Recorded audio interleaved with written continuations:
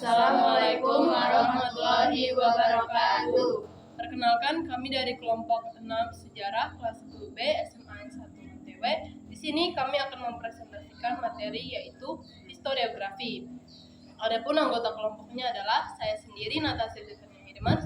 Di sebelah saya ada Ulfa Kurniasi, dan di sebelahnya ada Sinta Bella Agustina. Di sebelahnya lagi ada Nihayatul Hasanah.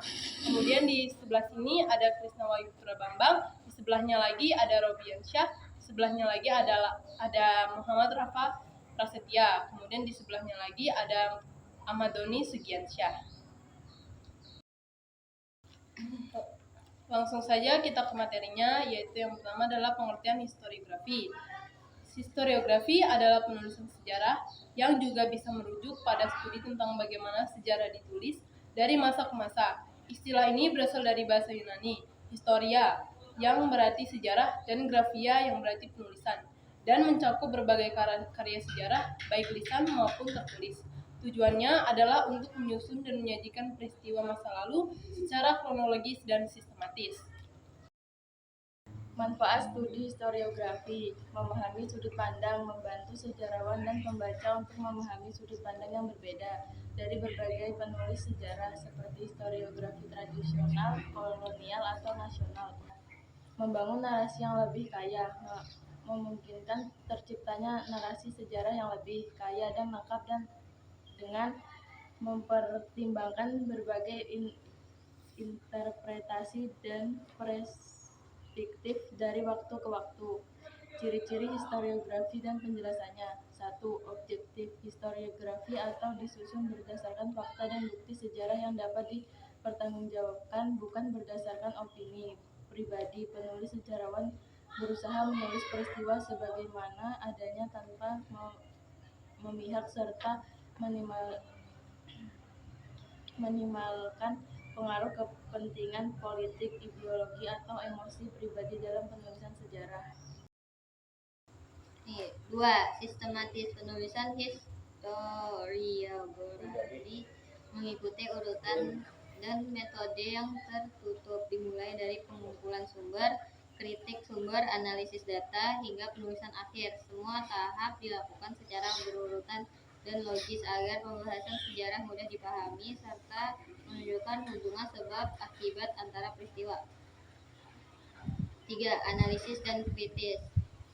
Sejarawan tidak hanya mencatat peristiwa, tetapi juga menganalisis penyebab, latar belakang, dan dampak dari peristiwa tersebut. Sikap kritis diperlukan untuk menilai keabsahan sumber, menyingkap bias dalam dokumen sejarah, dan membedakan antara fakta serta interpretasi.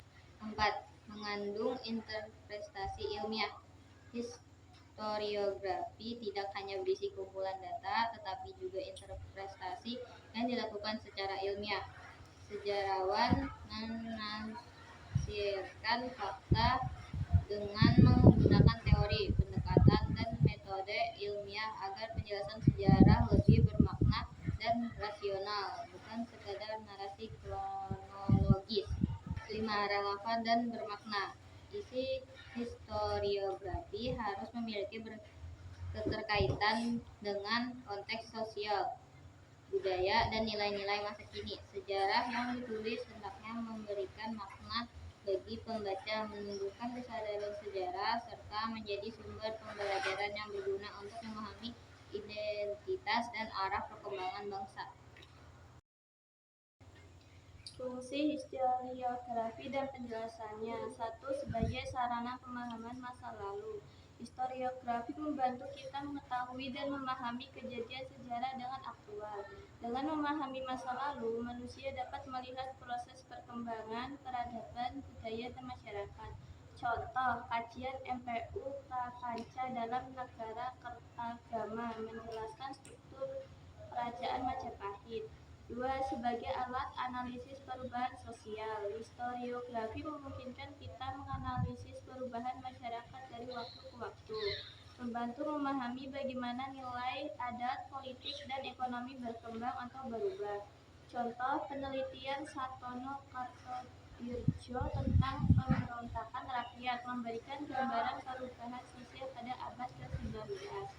3. Sebagai dasar pembelajaran dan pendidikan.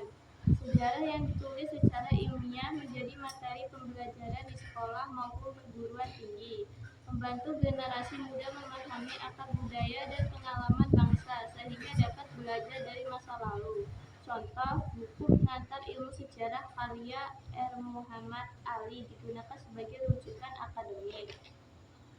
4. Sebagai alat evaluasi, sejarah digunakan untuk menilai keberhasilan dan kesalahan masa lalu. Dengan evaluasi ini, bangsa dapat mengambil pembelajaran dan membuat keputusan yang lebih bijak.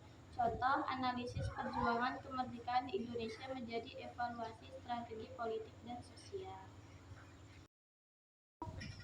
Menjadi historiografi penjelasannya rekonstruksi peristiwa masa lalu. Historiografi berusaha menggambarkan berbagai kejadian sejarah secara akurat, mengumpulkan data dan sumber dan sebagian, kemudian menyusunnya antar peristiwa masa lalu dapat dipahami seperti apa adanya. Contoh penulisan sejarah Majapahit melalui sejarah agama dan penelitian arkeologi Muhammad. 2. Menjelaskan sebab dan hakikat peristiwa. Sejarah historiografi bukan hanya menceritakan apa yang terjadi, tapi juga menganalisis faktor penyebab dan dampak dari suatu peristiwa, membantu memahami hubungan sebab-sebab dalam konteks sosial, politik, ekonomi, dan budaya. Contoh analisis Caktono Kertodirjo terhadap pemberontakan Tani Banten 1888. 3. Memberikan pemahaman tentang perkembangan manusia dan masyarakat. Sejarah memberikan wawasan tentang bagaimana manusia dan masyarakat berkembang dari waktu, memahami dinamika kehidupan sosial, politik, ekonomi, dan budaya yang membentuk kondisi saat ini. Kajian Adrian B. tentang masyarakat pesisir dan perdagangan maritim Nusantara. 4. Menumbuhkan kesadaran sejarah. Historiografi membuat masyarakat menyadari akar budaya, identitas, dan pengalaman kolektif bangsa. Kesadaran ini penting untuk meluruskan berbagai kebiasaan dan selama terjadi perubahan serta Bhinneka Tunggal Ika dalam gaya anggur dan Tuhan menghasilkan nilai persatuan menjadi 5. Menjadi pedoman bagi masa ini dan masa depan sehingga berfungsi sebagai panduan dalam mengambil keputusan dan melaksanakan. Dengan belajar dari pengalaman masa lalu, bangsa dapat menghindari kesalahan dan mengambil keberhasilan dalam perjuangan kemerdekaan Indonesia menjadi inspirasi. Adapun historiografi terbagi menjadi 3. Yang pertama adalah historiografi kolonial, yaitu penulisan sejarah yang ditulis oleh bangsa penjajah, terutama Belanda, yang meletakkan diri mereka sebagai pelaku utama dalam cerita sejarah, menggunakan sudut pandang yang bias terhadap kepentingan kolonial dan mengabaikan sumber-sumber lokal. Ciri-cirinya adalah sifatnya yang Belanda sentris atau berpusat pada Belanda, kemudian sudut pandang subjektif, kemudian diskriminatif, dan cenderung mengagungkan tokoh atau kebijakan penjajah. Kemudian yang kedua adalah historiografi modern, penulisan sejarah yang menggunakan pendekatan ilmiah, kritis, dan analisis untuk merekonstruksi peristiwa masa lalu berdasarkan fakta-fakta yang valid.